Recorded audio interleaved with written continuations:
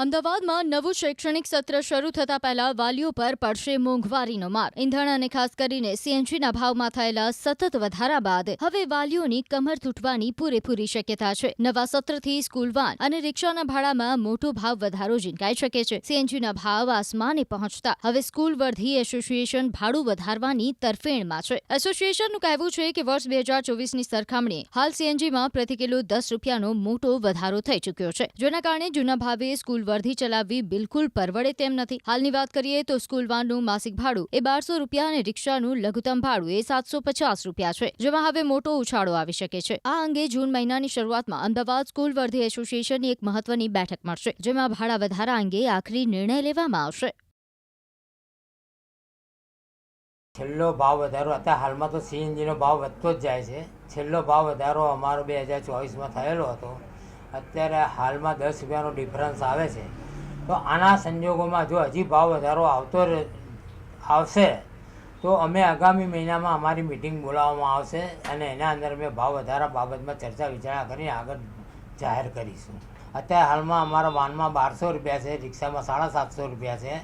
દર પર કિલોમીટરે 200 રૂપિયા વાનમાં વધે છે, 50 રૂપિયા 100 રૂપિયા રિક્ષામાં વધે છે. અમારી રોજીરોટી ઉપર એક તો સ્પેર પાર્ટ મોંઘા થતા જાય છે, ઇન્સ્યોરન્સ મોંઘો છે, એની સામે મોંઘવારીમાં એટલે ઘર કેવી રીતે ચલાવવું એ બી અમારે પ્રશ્ન ઊભો થશે.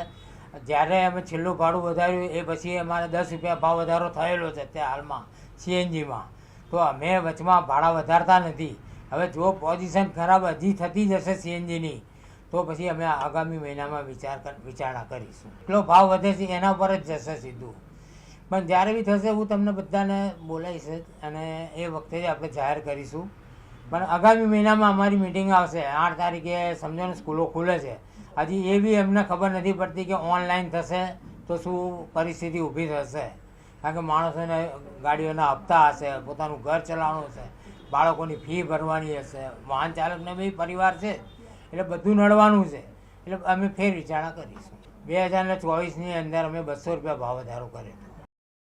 અમદાવાદમાં નવું શૈક્ષણિક સત્ર શરૂ થતા પહેલા વાલીઓ પર પડશે મોંઘવારીનો માર. ઇંધણ અને ખાસ કરીને સીએનજીના ભાવમાં થયેલા સતત વધારા બાદ હવે વાલીઓની કમર તૂટવાની પૂરેપૂરી શક્યતા છે. નવા સત્રથી સ્કૂલ વાન અને રિક્ષાના ભાડામાં મોટો ભાવ વધારો ઝીંકાઈ શકે છે. સીએનજીના ભાવ આસમાને પહોંચતા હવે સ્કૂલ વર્ધી એસોસિએશન ભાડું વધારવાની તરફેણમાં છે. એસોસિએશનનું કહેવું છે કે વર્ષ 2024ની સરખામણીએ હાલ સીએનજીમાં પ્રતિ કિલો 10 રૂપિયાનો મોટો વધારો થઈ ચૂક્યો છે, જેના કારણે જૂના ભાવે સ્કૂલ વર્ધી ચલાવવી બિલકુલ પરવડે તેમ નથી. હાલની વાત કરીએ તો સ્કૂલ વાનનું માસિક ભાડું એ 1200 રૂપિયા અને રિક્ષાનું લઘુત્તમ ભાડું એ 750 રૂપિયા છે, જેમાં હવે મોટો ઉછાળો આવી શકે છે. આ અંગે જૂન મહિનાની શરૂઆતમાં અમદાવાદ સ્કૂલ વર્ધી એસોસિએશનની એક મહત્વની બેઠક મળશે, જેમાં ભાડા વધારા અંગે આખરી નિર્ણય લેવામાં આવશે.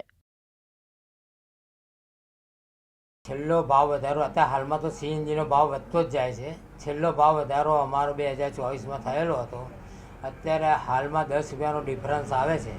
તો આના સંજોગોમાં જો હજી ભાવ વધારો આવશે તો અમે આગામી મહિનામાં અમારી મિટિંગ બોલાવવામાં આવશે અને એના અંદર અમે ભાવ વધારા બાબતમાં ચર્ચા વિચારણા કરીને આગળ જાહેર કરીશું. અત્યારે હાલમાં અમારા વાનમાં 1200 રૂપિયા છે, રિક્ષામાં 750 રૂપિયા છે. દર પર કિલોમીટરે 200 રૂપિયા વાનમાં વધે છે, 50 રૂપિયા 100 રૂપિયા રિક્ષામાં વધે છે. અમારી રોજીરોટી ઉપર એક તો સ્પેર પાર્ટ મોંઘા થતા જાય છે, ઇન્સ્યોરન્સ મોંઘો છે, એની સામે મોંઘવારીમાં એટલે ઘર કેવી રીતે ચલાવવું એ બી અમારે પ્રશ્ન ઊભો થશે. જ્યારે અમે છેલ્લું ભાડું વધાર્યું એ પછી અમારે 10 રૂપિયા ભાવ વધારો થયેલો છે અત્યારે હાલમાં સીએનજીમાં. તો અમે વચમાં ભાડા વધારતા નથી. હવે જો પોઝિશન ખરાબ હજી થતી જશે સીએનજીની તો પછી અમે આગામી મહિનામાં વિચારણા કરીશું. એટલો ભાવ વધે છે એના પર જ જશે સીધું. પણ જ્યારે બી થશે હું તમને બધાને બોલાવીશ અને એ વખતે જ આપણે જાહેર કરીશું. પણ આગામી મહિનામાં અમારી મિટિંગ આવશે. 8 તારીખે સમજો ને સ્કૂલો ખુલે છે. હજી એ બી એમને ખબર નથી પડતી કે ઓનલાઈન થશે તો શું પરિસ્થિતિ ઊભી થશે. કારણ કે માણસોને ગાડીઓના હપ્તા હશે, પોતાનું ઘર ચલાવવાનું હશે, બાળકોની ફી ભરવાની હશે, વાહન ચાલકને બી પરિવાર છે, એટલે બધું નડવાનું છે.